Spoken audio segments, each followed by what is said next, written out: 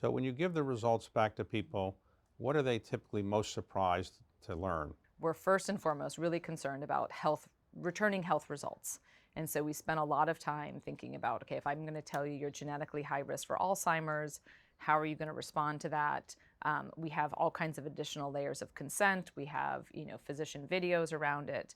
But I would say what the biggest surprise is for people is that they find out that they have additional family members that they did not know about, or the family members that they have, they did not necessarily, they find out that they're not necessarily related, or genetically related. So I would say the family connections are frankly actually become the biggest surprise for me. I would say one of the other biggest questions is like, what is that definition of race?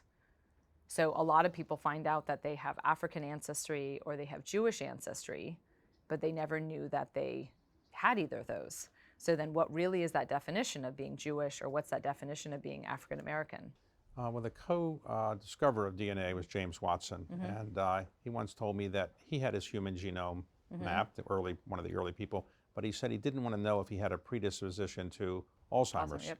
And I wonder, or a lot of people have that view, which is, I'd like to know what my genes would be, but don't tell me if I have a predisposition to Alzheimer's because there's not much I can do about it. Is that right, or is I that think common? it's actually, I would say you have sort of two camps, and both camps feel very strongly.